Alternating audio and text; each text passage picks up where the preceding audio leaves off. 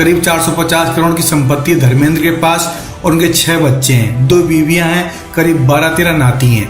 ऐसे में पूरी तरीके से लीगल एंगल से यही लोग कह रहे हैं धर्मेंद्र का असली वारिस कौन होगा और सबसे ज्यादा प्रॉपर्टी किसको मिलेगी।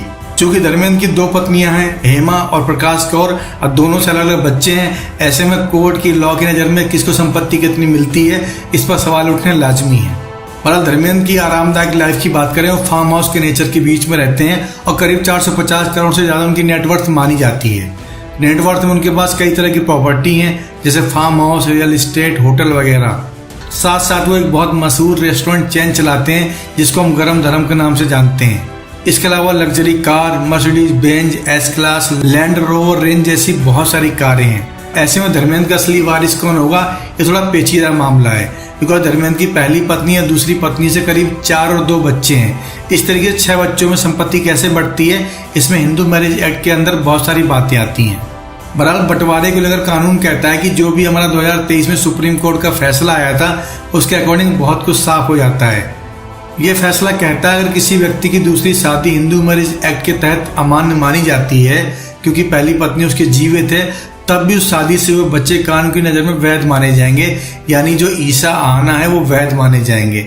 इसके तहत उनको अपने माता पिता की संपत्ति का पूरा हक मिलेगा, बशर्ते संपत्ति उनके माता पिता की हो, न कि उनकी पैतृक संपत्ति, यानी धर्मेंद्र के पिता की और सनी बॉबी के बाबा दादा की संपत्ति में हेमा की बच्चियों को ज़्यादा हिस्सा नहीं मिलेगा। यानी आप समझिए पूरे संयुक्त परिवार या पैतृक संपत्ति पर सीधा अधिकार नहीं होगा। जो धर्मेंद्र ने किया, जो हेमा ने किया है, वो ईसा आना को मिलेगा, लेकिन सनी बॉबी को वो भी मिलेगा जो उनके धर्मेंद्र के पिता ने कमाया था गांव में, जो उनकी पैतृक संपत्ति है। तो भले संपत्ति के मामले में पूरे परिवार में कंट्रोवर्सी वैसे भी नहीं होने वाली, बिकॉज हेमा बहुत सुलझी हुई महिला है, उन्होंने अपने दम पर बहुत कुछ हासिल किया है, नेता भी हैं, अभिनेत्री भी हैं, ऐसे में संपत्ति का मामला उठता नहीं है। बट चूंकि लीगल कोर्ट की बातें चलती हैं, वसीयतनामा का चर्चा होता है, तो यहाँ पर धर्मेंद्र के असली वारिस की बात होना लाजमी थी। यहाँ पर हम किसी की भावनाओं को ठेस नहीं पहुंचाते, ना ही किसी परिवार को कटाक्ष करने का कोई इरादा है। सिंपली लीगल टर्म में एक संपत्ति को लेकर क्या हो सकता है उसकी पॉसिबिलिटी पर बात की है। यहाँ पर किसी पर कमेंट करना, उसके पर्सनल सेंसिटिविटी को डिस्टर्ब करना ना हमारी नियति है ना मनसा। अगर कुछ ऐसा होता है उसके लिए हम पहले अग्रिम माफी मांगते हैं। ये सिर्फ जानकारी के लिए वीडियो बनाया गया है।